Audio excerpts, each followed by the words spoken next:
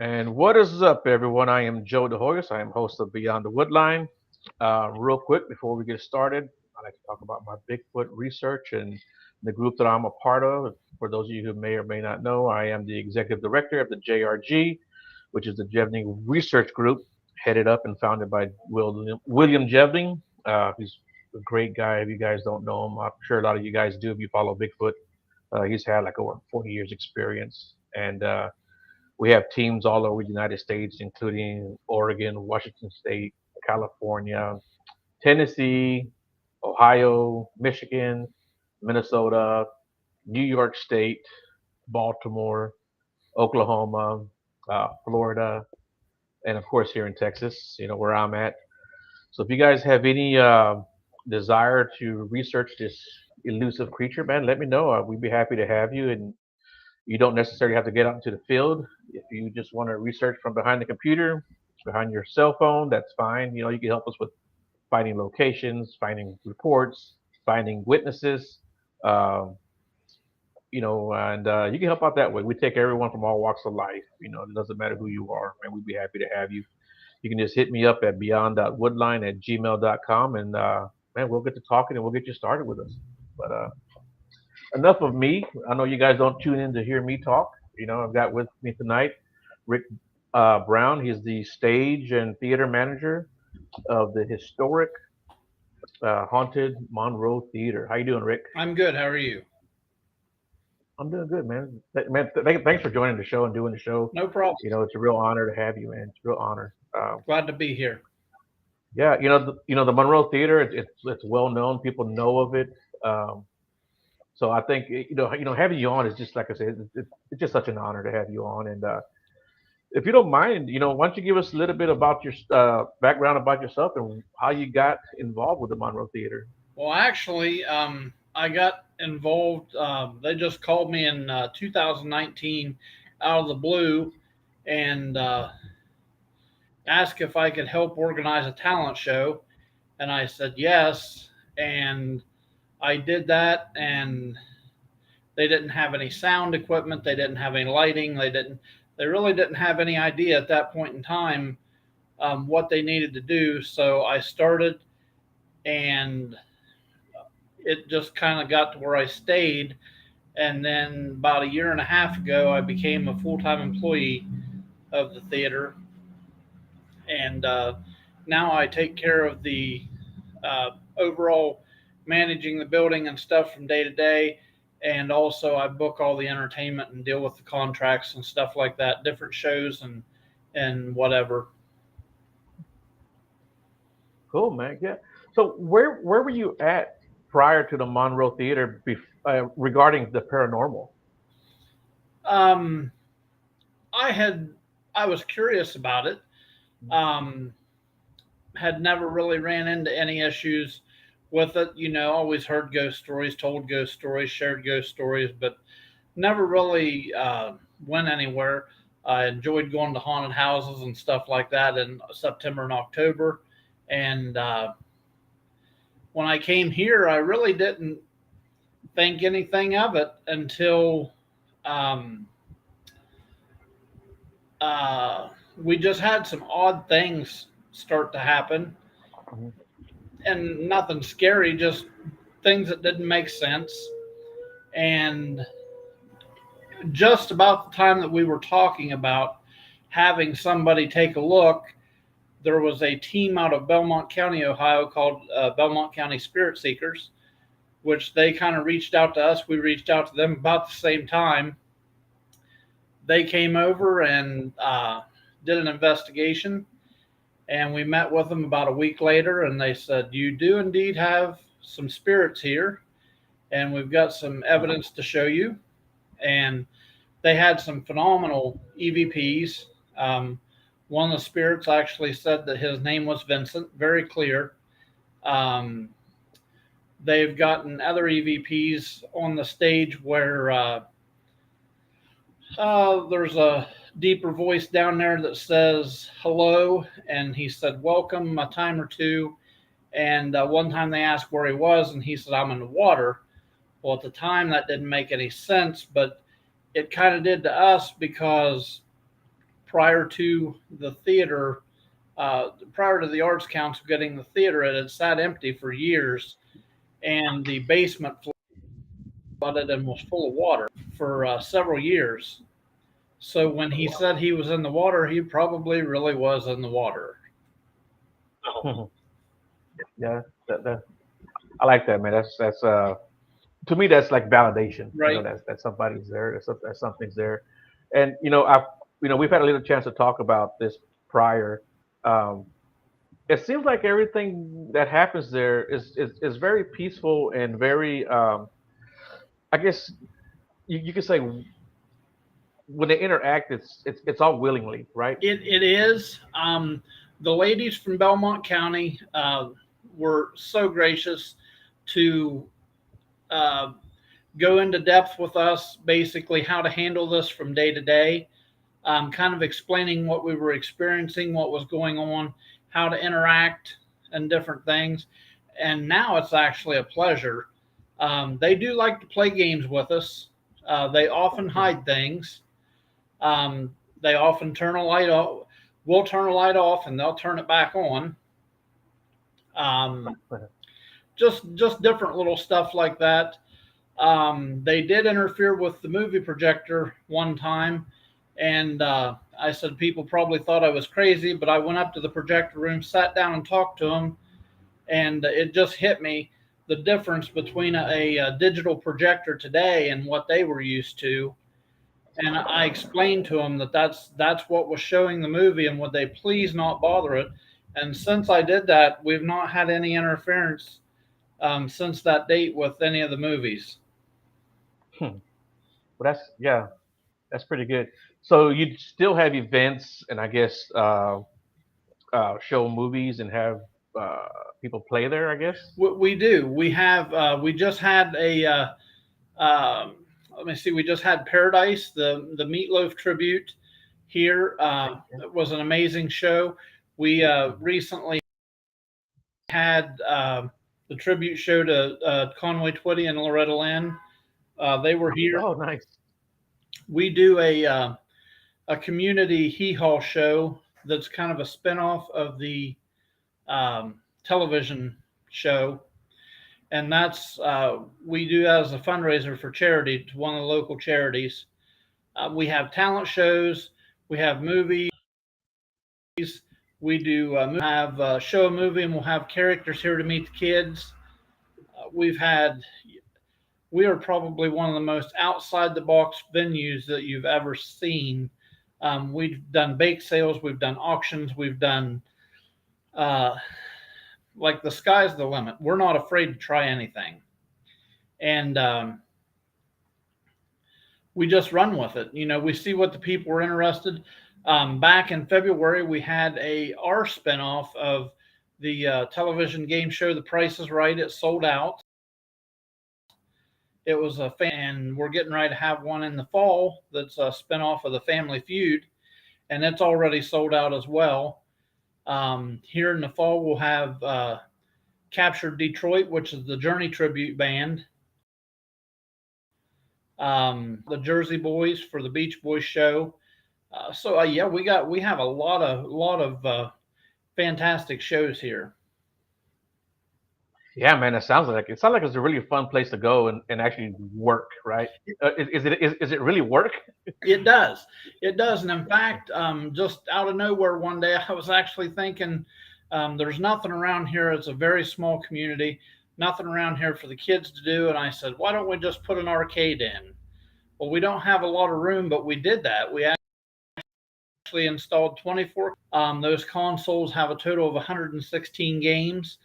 And now we actually have like a retro arcade here for the kids. They come in all the time to play games, and we're currently under total renovation. We've always got something tore up or remodeling or something, but the beat goes on.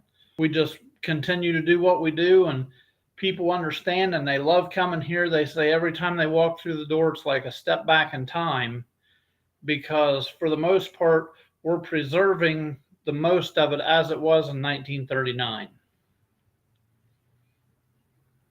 Yeah, and I don't think people realize just how old that theater really is. Yes, And I want to talk to you about the renovations, but I want to ask you first a little bit about the history. Can you tell people some of the artists that have actually performed there? we've had a lot of artists here. The We are about 55 miles or so from Wheeling, West Virginia, and of course the WWVA 1170 radio, which is now housed in the Capitol Theater in Wheeling, um, was the home of, or is the home of, the Wheeling Jamboree. And back in the 1940s, 50s, and 60s, virtually all of the Jamboree members that played in Wheeling also played here. And the same went for WSM, the Grand Ole Opry out of Nashville. When they were passing through, they would stop and play at the Monroe. Um, when we started digging through some archives and found out, like Roy Acuff, Minnie Pearl, Hank Snow, Grandpa Jones, Ramona, his wife, Patsy Cline, Little Jimmy Dickens, Ernest Tubbs, some of the biggest, Bill Monroe, some of the biggest names from Nashville have been here to our theater. And it was just amazing to uncover some of that stuff. And when we called Nashville for help, some of the researchers or whatever, they quickly found out. At first, they thought it was kind of crazy that we were digging because he'd never heard. But then he dug a little bit, and he's like, "Oh yeah, we did definitely know about the Monroe Theater." And with the, I don't know what we're thrilled. The Monroe Theater, it seems like it's started a fire that's had gasoline or in 28 days. We increased our views, our followers, our actual followers, our reach, I'll say. Our reach went 70,000 in 28 days, which we thought that was phenomenal. We're just a little theater in the middle of nowhere in Southeast Ohio um, that we thought nobody knew about. But in its day, the Monroe was a very noted theater. Yeah, and I think that's why you've got so much positive energy there because there was so much uh, positive people there playing and performing, Right. it's just, people having a good time and uh, all the artists you mentioned, there were great artists in their time and even still now, people know those names. Absolutely. Um, was it Roy Rogers and Trigger there? Roy Rogers was here and Trigger. Yeah. We've heard many of the older people that can remember him being here tell the story about him laying boards down on the stairs so they could lead Trigger right up on the stage. And we have little souvenirs here from when the Cowboy Show was here, a harmonica and a Jew's harp, and I forget what else. But we have some little trinkets that was sold as souvenirs for that show. We've got autographed pictures here of Roy and Dale, and I talked to their son Dusty a little bit about his mom and dad, and we're possibly looking in the next year or two of having Dusty come. He does a tribute show to Roy and Dale themselves, and I'm told it's pretty good. So we're thinking about getting him just because Roy Rogers had been here, but all the Cowboys had been through here. Tex Ritter, Gene Autry, they were all here. I mean, we had a huge Hollywood presence here. Why they had a lot of the actors here, I don't know. Um, but we did. Actors and actresses, they actually came to promote their films. And, back in the day, people would come to meet them. And it was absolutely spectacular. The lady that owned the Monroe Theater, and that's why we're just basically carrying on a tradition when you look at it this way. The lady that owned the theater was a very aggressive business lady in 1939, which was probably unheard of back then for a lady. Um, but the our theater was formerly a department store that went bankrupt in the Depression, and she bought it. They tore it down, and Monroe Theater was built. And it was one of three theaters. It was a sister theater to the Roxy in Caldwell, Ohio, and a sister to the Capitol Theater in Blair, Ohio. And they operated under a company called the Woodsfield Amusement Company. And when we installed our arcade, we actually resurrected the sign, and we operate a company to this day, due to the wide or broad range of entertainment and things that we do here, because we do a lot of community outreach. We spearheaded a Christmas statue program that had nothing to do with the theater, but we took it on and designed. We thought it was going to be 8 or 10 statues for Christmas, and it turned into 115. And it's just been fantastic. And that's amazing. And like I said, we've had a chance to talk, and I really love the story of the theater, and it's so positive, and I think that's why it's such a good place to be. And can you feel that energy when you go in there in the mornings? You can, and as suggested by the ladies from Belmont, I've got to the point some of our committee members think I've lost my marbles, or I'm off my rocker or something, because I usually start my day out. When I come into the theater, I tell whatever's here good morning. I basically say to them what the plan is for the day. If we have a movie matinee, or if we have a function going on, I let them know. I also, a lot of times when I leave at night, especially after a show or whatever, I thank them for their help, any help that they were for the show or event. I thank them for their cooperation and not causing trouble, not giving us any headache or whatever. Because there for a while they really did. I mean, and I don't think it was. I think it was more mischievous than anything, or curiosity, because they were messing with the sound equipment, and they were messing with the video, and they were hiding stuff, and they still do hide stuff. But it's crazy, because now if you basically if you confront that nicely, whatever's missing will reappear within just a little while. But it'll be in a location, you'll find it in a little while, but it'll be so out of place that it was placed there by someone or something. Yeah, and I like that. I like that they're mischievous, and that they're not out to quote get you or scare you away.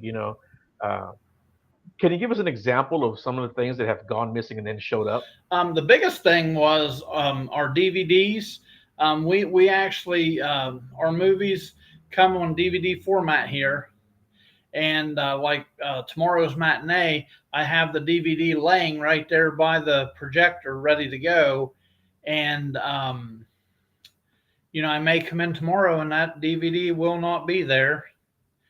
And I say something about it, and it may appear in another part of the theater, and I'll stumble onto it. Well, I don't know how it got there exactly, and then I'll thank them for giving it back. And then too,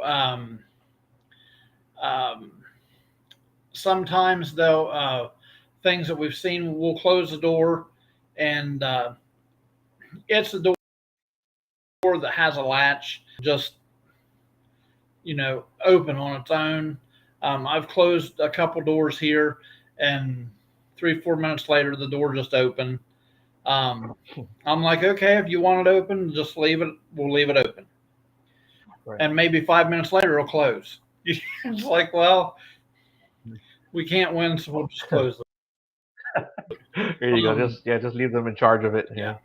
So probably the biggest thing that concerned us for a second was and we actually resolved that issue rapidly. We also host a you can look. We have a page for that on Facebook. It's called Nightmare at the Monroe. We do a fictional haunted house here as a fundraiser, and it was either, I think it was during the second night, our last night. Um, there were three committee members. We were standing in the lobby, facing the screen or stage, and there was three of us that saw a light tower down there, picked up probably a foot and a half off the stage, and it was just like tossed into the seating, and not, none of us can really say it was thrown, but it just got tossed out there, and it was far enough out into the seating that it didn't fall. And there's three, same thing, and of course, me, I'm hands, and I'm like, stop that right now. It's over. We're done. Just stop. So we never had any more trouble. That same year, we had a mannequin we had a pressure switch set up to where when you would walk past it and step on it, the mannequin would scream.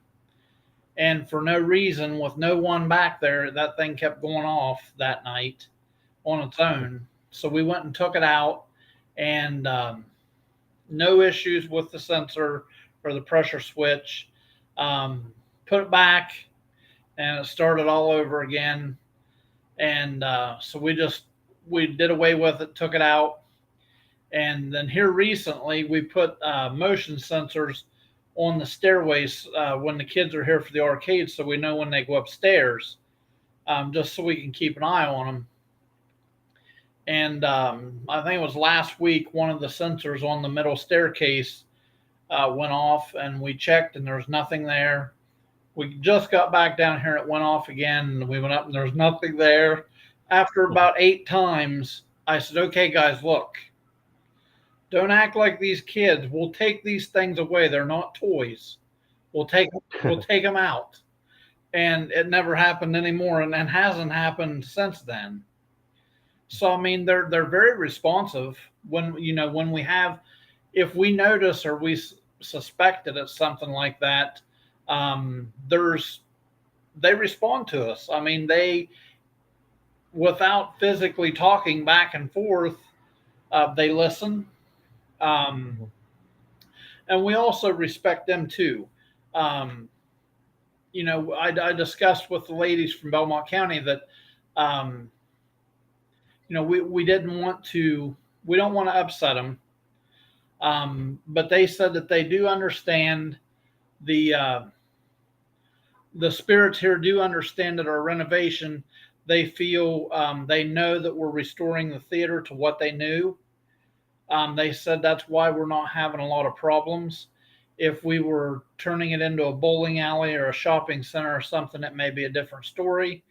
But it's not. We're basically fixing what they knew and loved, and that's what they're going to get when it's all done. And when the paranormal groups come in, we always tell them there's a group coming to see them. They don't have to talk. It's not like they're on stage. They don't have to do tricks on demand or anything. If they want to respond. If not, they don't have to. And if they don't like how the people approach them, they don't have to do anything. And we also, we've verbalized with them that this is your house. I understand you have the capabilities that someone leave, and that's okay. We're okay with that. If they're doing something wrong, by all means, this is your house. And we have had, believe it or not, 2 groups that left just a little under an hour. Both of them went running out of the theater. Neither group will talk about what happened or why. They don't want to discuss the experience, but they did run out, and that was it. Yeah, I've got a feeling they were probably doing something they shouldn't have been doing, or messing with something they shouldn't have been messing with. It's kind of, the ladies had advised us. They said, you have a classic situation that is happening, and you need to protect that above all else. You don't want to destroy that. And they said, please do not let people bring in a bunch of crystals or Ouija boards or do seances or anything like that. So we don't. And we've made that known to whatever's here, um, that we don't allow that stuff. And I don't know if they brought something like that out and they kind of did whatever they had to do to get their attention, but obviously they did. And Right.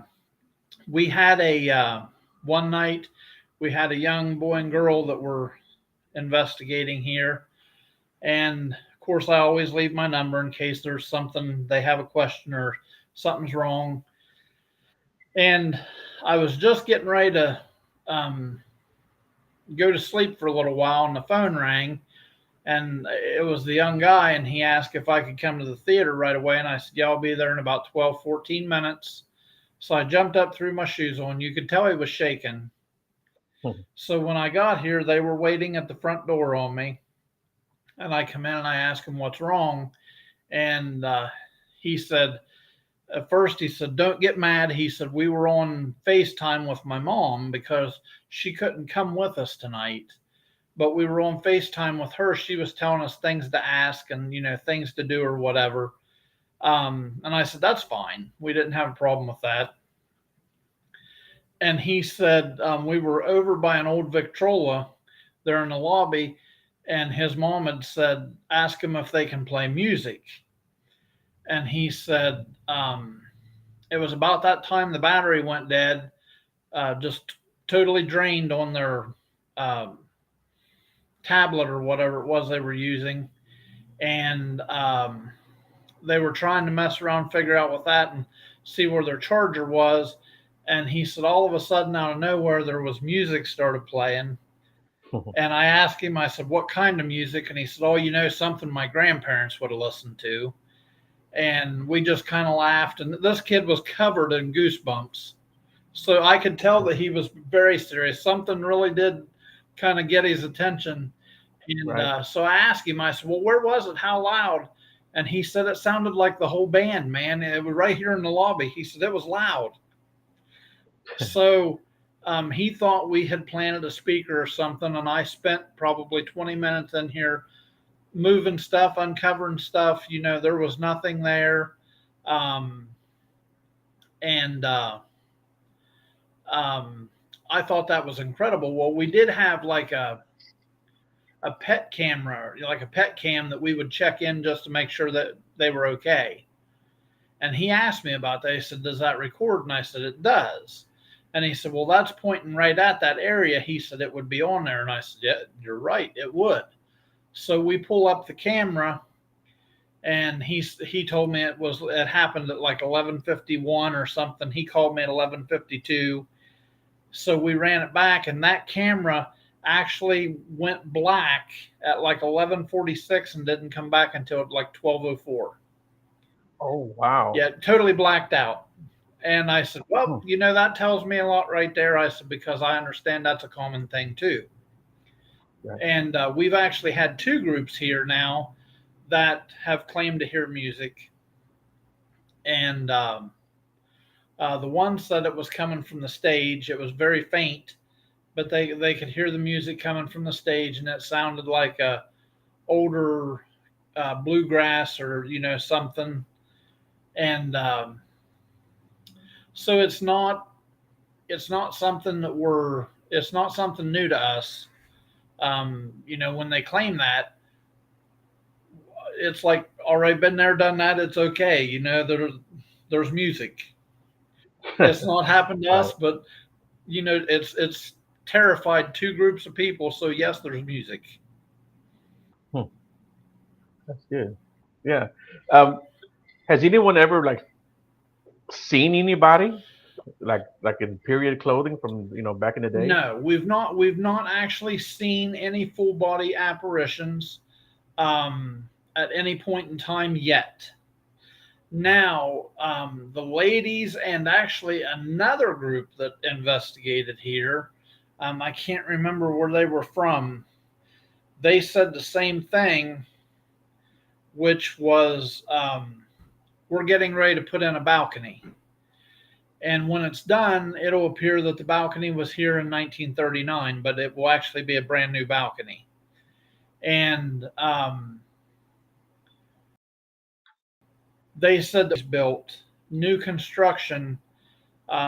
They made the comment. They said one day you'll be down on stage or something, and you'll be cleaning, or you'll just be down there doing something, and you'll think you saw something or someone in the balcony. I said, yeah.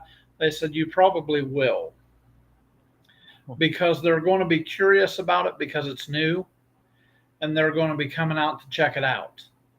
And they said, we still don't think it's going to be anything bad. They're just not going to know. And we, some days I feel like a fool, but not either, because it's kind of kept everything for the most part in line, I'll say. I try to, if I can remember, I try to, let them know what's going on, and let them explain things to them so it's not a surprise, or, so they know what it is or know why or whatever. Because, it's 2023. If they were here from 1950, there's a lot of things. Well, just like this laptop computer, they have no idea what that is. Okay, yeah, and it's good that you do that, and I think a lot more people should do that also. Um, I don't want to get off track too much, but I lived in a house and we had a lot of paranormal activity. And when we redid the hallway and the main restroom of that house, my cousins were actually doing it, and he was explaining to us what he was going to do the next morning when he came in, to start working.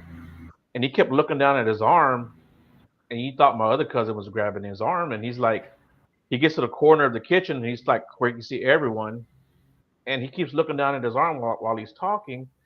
And then he walks across the kitchen to me and he grabs my arm and he says, dude, it feels like someone's grabbing my arm really tight. Mm-hmm. And the next morning when he came in, he had 4 fingerprint bruises on his arm. Oh, wow. And I think it was the previous owners didn't want him working on the house. But that house, it was a good house too. There was nothing bad there. Right. It was all good. And I'm sure like the other team that you talked about who called you up, they got scared, but whatever it wasn't trying to scare them. No. That makes sense. Yeah, I told him, I said, I don't want you to leave here with a negative attitude, or, I don't want you to be afraid of the theater. I said, you have to stop and think about something. I said, you asked if they could play music. And I said, they did.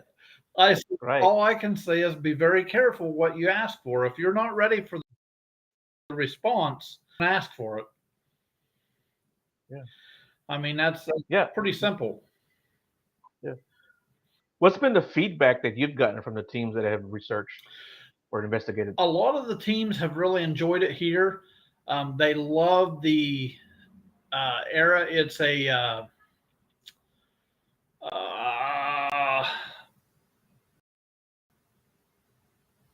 and think of the Art Deco.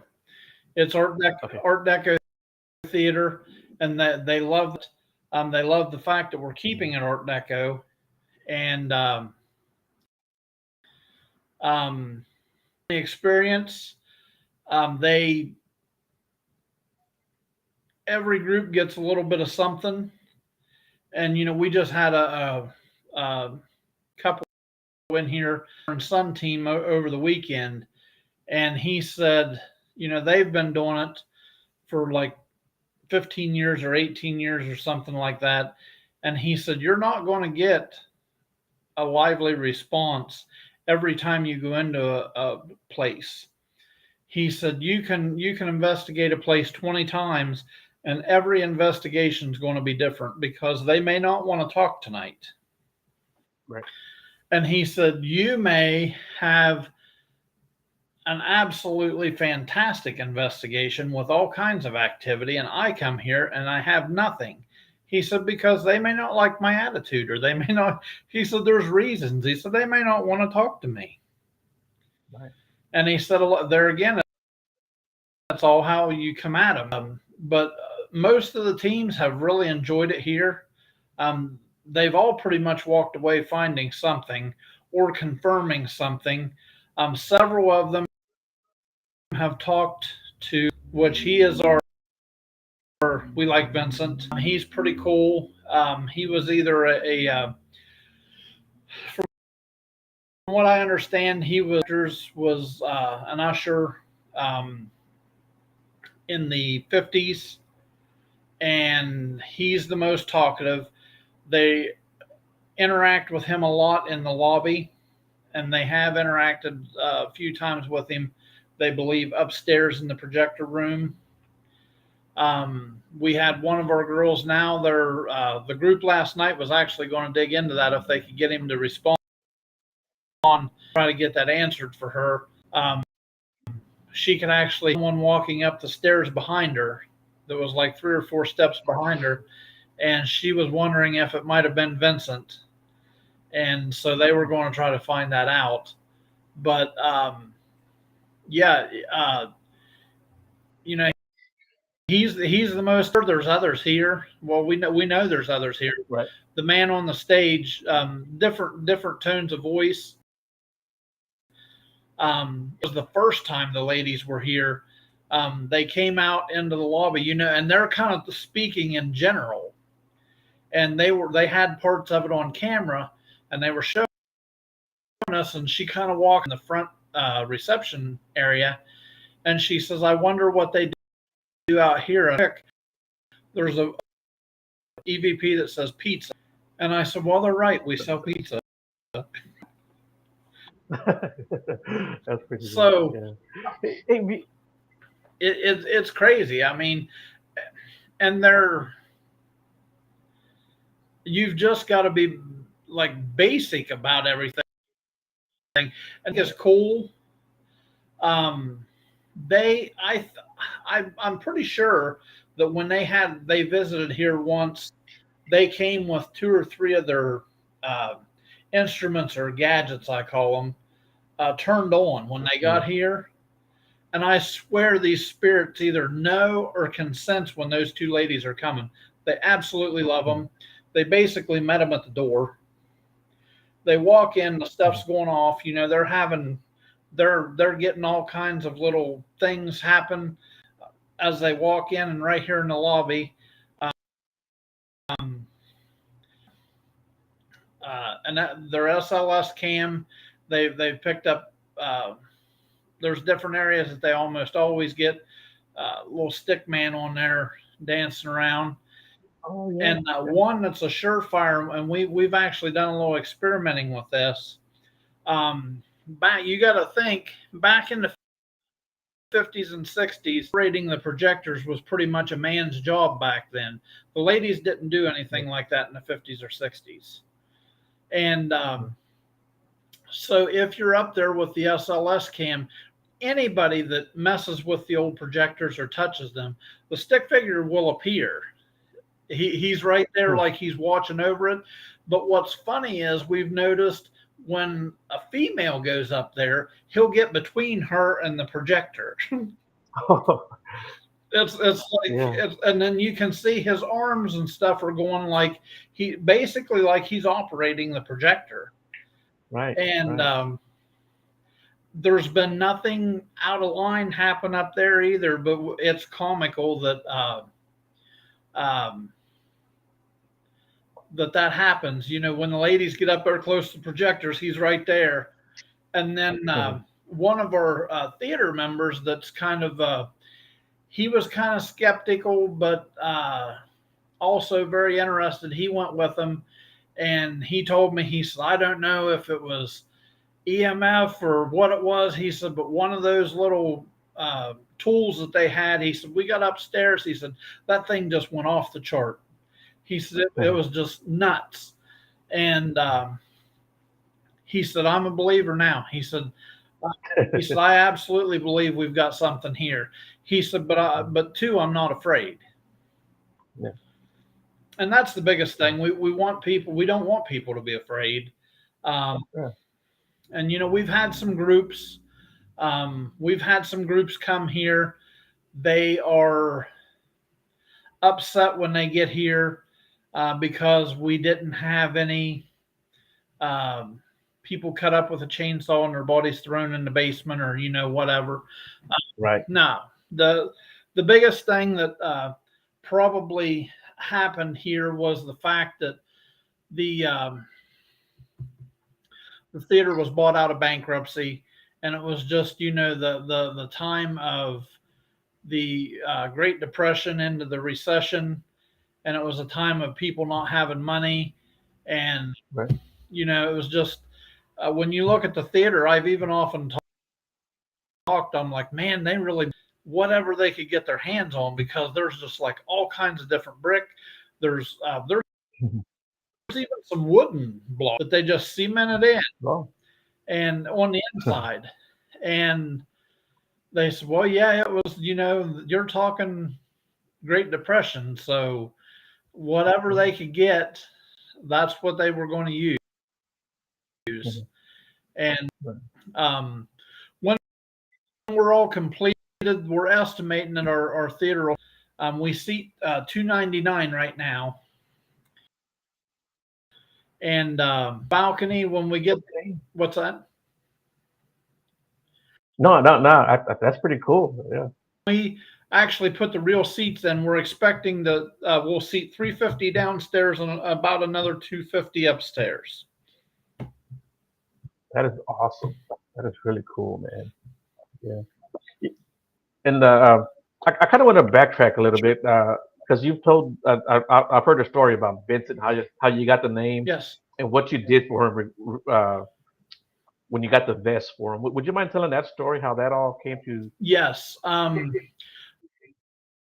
When we had it was really really weird.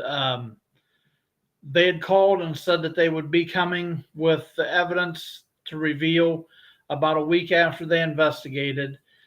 We reached out to one of the Fleemans. It was the granddaughter. The Fleeman family were the original owners of the theater. Mina Fleeman built it, and Glenn and Mildred operated the theater here in Woodsfield for pretty much its life, from 39 to 77. And um, when the ladies uh, let us listen to that EVP and it said, I am Vincent, everybody's looking at one another like we have no idea, that doesn't mean anything. Well, the granddaughter said, let me make a phone call just to check. So she called an aunt or somebody, and she's like, oh, yeah, there was a Vincent worked for us in like the mid 50s. He's really cool, like kids. You just kind of giving a little rundown that Vincent was a legitimate name from the Monroe Theater. And so we're like, oh, well, cool. We've got one that's named now, because we're still at the point where we're not 100% sure. And so when they said, he would have been like an usher, whatever, I jump on eBay and I'm looking at like to see if I could find anything like 1950s vests or jackets or, what ushers would have wore. So I did. I found a 1950s red velvet corduroy usher's vest that was in pristine condition, and I bought it. And we also got a gold nameplate that says Vincent, and we put the nameplate on the vest, and uh, we had intentions of just hanging it upstairs. It wasn't to scare anybody. It was just that we recognized Vincent, and so we didn't forget who he was. To append, shortly after that time, when I got the vest in, the ladies were coming back to investigation, and Tracy asked me if her and Tammy could give the vest to Vincent if they could get him to talk. So they were here in the lobby, and they got him to start interacting and everything. And if you go on the Haunted Historic Monroe Theater page and you go back through some of the videos, you can actually see where they had the I don't know if they used a REM pod there or what they used, I can't remember, but anyhow, you can go back and see where they were actually giving Vincent the vest, and they said that he was just basically ecstatic. He was very pleased that we. Uh, I don't know whether you want to say him or what. He was pleased that we recognized him and that we respect him, and we do. Right. And like right now, the vest is upstairs in the projector room where he most likely there was a coat rack up there where they would have hung their coats and stuff. His vest is hanging, and that's where it will continue to hang, um, because that's his. And Right. um, it was just incredible. Uh, and they use laser grids, cat balls, REM pods, spirit boxes, SLS cams. I mean, I've seen so much equipment come in this building, and Yeah. they've got chest cams and body cams and trail cams and all kind of cameras. And there was one group here one night that came in. They had the guy said, "No, I know, I had everything, brand new batteries and everything." And they get here and they turn the stuff on, like every battery and every tool died. Right. So they replace all the batteries and throw them away. And they're going about 3 or 4 minutes or whatever, and they died again. And so finally, the third time they put the batteries in and they were okay. And he's like, "These are all brand, just really odd." And but that group actually got a lot of different sounds and bumps one night. And I remember one group that was here. I watched a video with them. They were comical. They had done the flashlight test upstairs. Where you put the flashlight down, Right. if the ant's on, or turn it off, whatever. And they had these big old.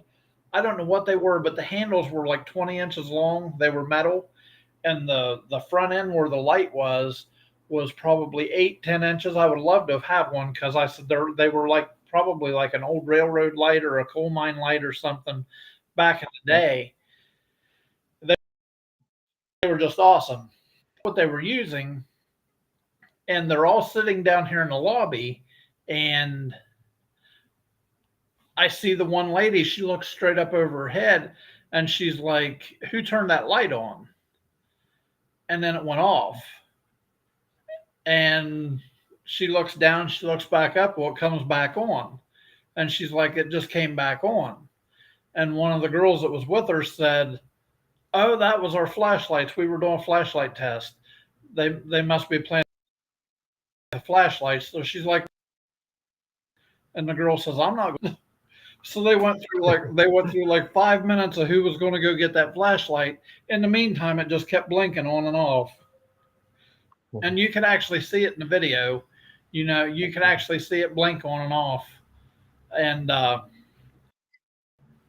not sure who did end up going up to get it, but they weren't. Somebody had even mentioned something about shipping, shipping it to them, or Yeah. and now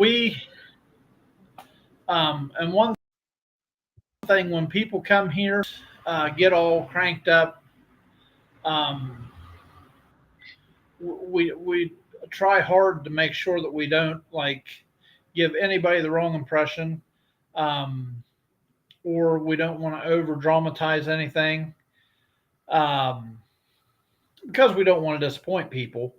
Plus, two, we don't want to lie. Anytime we can debunk something, we do. Right. And there's been a couple things that I've actually sent to the ladies, and I'm like, "What do you think of this? This is what I'm seeing." And they're like, "Oh, great, great job. Yeah, you've nailed it." Um, I determined it was not paranormal. That it was this or that, and um, so I've kind of learned from that. I'm starting to learn different things to look for, and even some of the stuff that we posted that other people shared. we've had viewers come in and say, no, that's not right, because here I'll explain to you why.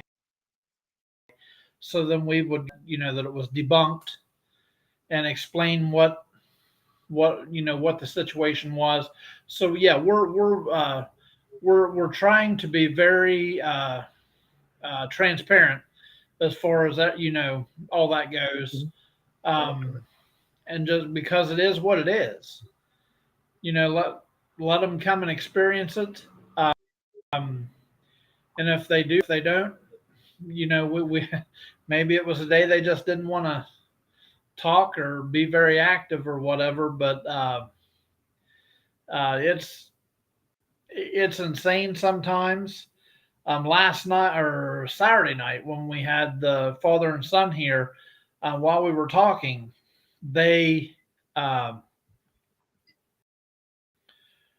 there was a couple knocks that were unexplained, like right at the wall behind us. That was an interior wall, and he said there was a knock, and he said, "Was there anything that would have caused that?" And I said, "No, maybe Vincent, you know."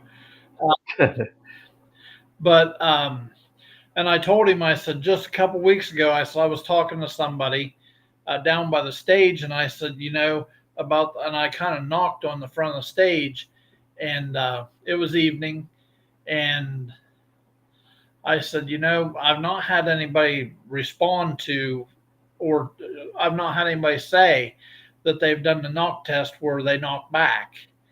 And as soon as I said that, there was like two short knocks that sounded like they were maybe on the stage floor. And I'm like, okay, we're good. We'll just wrap things up and let you do what you need to do tonight, and we're good. And we also do, when we're not here, we also do keep a ghost light on the stage. I don't know if you're familiar with a ghost light or not, but we No. ghost lights. There's two explanations for a ghost light. Basically, what they are is a pole lamp. Most of them are like old antique pole lamps. That's what ours is, and they are like pole lamps, and they have a clear or Edison type bulbs. Some of them use the new bright neons in the bigger theaters or the new LEDs, and they have a wire cage around the light in case it falls.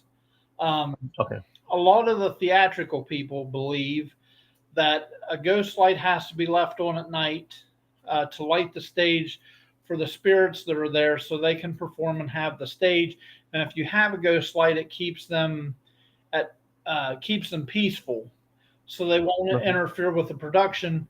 And they were talking about something about the old saying when they say go break a leg, Right. so nobody's injured or anything like that. And there's a lot of theatrical people. We had some that were just up the river from us, and that was one of their questions. They said, "Do you have a ghost light?" And I said, "We don't." And they said, "Well, we won't come there." Um, and that was the end of it. Um, when we went to the National Historic Theater Convention last year, it was held in Cleveland, Ohio. Um, we were at the excuse me just a second. We were at the State Theater, and we went in there and sat down. And I was telling Mick because he wasn't sure what a ghost light was. And I said, right there's a ghost light. That's what they look like. And he said, I've noticed all the theaters we've been in has had one of them. I said, Okay. we've got to have it. So in that presentation for that theater, they actually touched base on the ghost light. And of course, the theatrical side, believes that it keeps the spirits calmed. Right. And the other thing was, and you got to look, like I told him, I said, this makes total sense. I said, those theaters, the theater we were in that night seated like 5,500. Okay, it had like four lobbies back to the actual auditorium. There were no windows except the front entrance. So by the time you get to the auditorium, you couldn't see your hand in front of your face. So The other idea about the ghost light is that they place them out toward the outer edge of the stage. That way, should a maintenance man or anybody be in there at nighttime and be wandering around, they're not going to walk off the front edge of the stage. The ghost light would illuminate Oh, where they can at least see where. right. And so after the mech, he's like, "Why don't we have one of those?"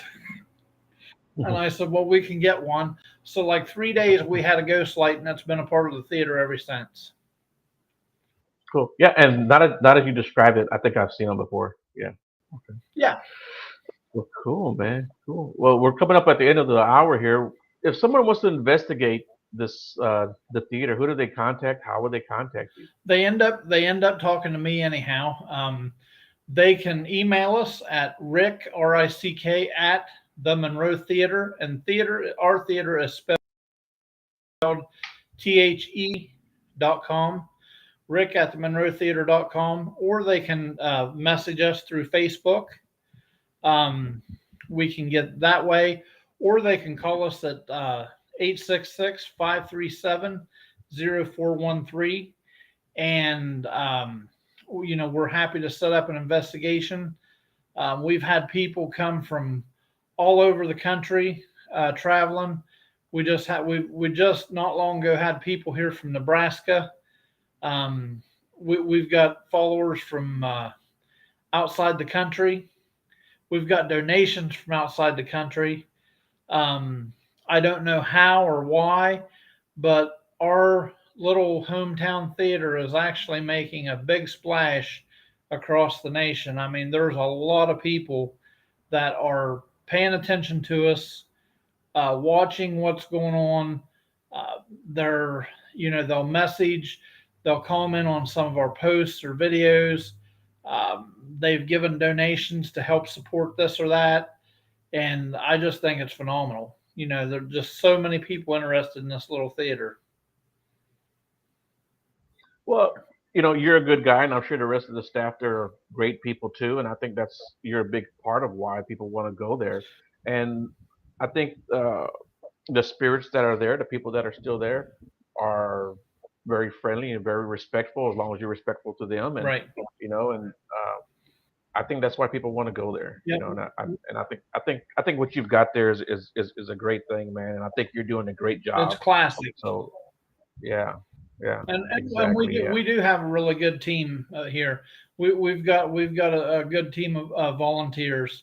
Everybody can't be here all the time, but they do what they can, and we just deal with it. If we're shorthanded, we're just shorthanded. Um, Mhm, we hope we're not shorthanded, but mhm. sometimes it's volunteers, and everybody can't be here every second. Right, right, yeah. Well, and like I said, I think you guys are probably, the rest of the crew is probably great people, and I think that's why, um, the people that are still there are so, I guess, pleasant is a good word, and very wholesome, really, for that matter. Yes. Yeah. So yeah. So if anybody has any desire to go there and have some, hopefully just have a good time and Absolutely, and we've got. yeah. You can find us at the historic Monroe Theater.com. There's a little bit about the paranormal one there. We actually have the Haunted Historic Monroe Theater Facebook page. Then we have the Monroe Theater Facebook page. We keep them separate, and because there's Okay. a lot of things we want to post about the paranormal and the hauntings and stuff, and we don't know up our main page. And not that it would Right. be cluttering it up. It's just two different audiences, two different things. And Right. Right. but we love what we got here. Wouldn't trade it for anything in the world. Mhm. Well, that's good, man. And And we, I'm really, really, really happy that you did the show. Like I said, man, you're a great guy, and I think you've got a great place there, man. I hope maybe I can make it out there one day. you're always welcome. We, when you come in here, we treat people like they're friends that we just saw yesterday. You're always welcome at the Monroe Theater. Guaranteed, you'll be greeted with a smile. We're glad you came. Well, cool beans, man. Mr. Rick, thank you so much. Is there Absolutely. anything else you want to add or say? I think we covered a lot. Right.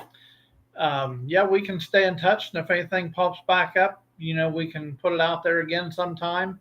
Okay. Absolutely, it's the Monroe's a special place. Well, cool. I appreciate you doing the show, and I appreciate everybody in the chat room. And you guys always do a great job. And I've got a show next Monday. I can't remember who's it with, but there's a show next Monday. And thank you guys for tuning in. And Mr. Rick, man, yeah, let's stay in touch. And if you have anything you want me to share Sure, on Facebook, on TikTok, or whatever, send it to me, and I'll share it out to whoever. absolutely. Thank you so Cool. much. Thank you too, sir. And everybody else, you guys have a great night, and we will talk to you guys later.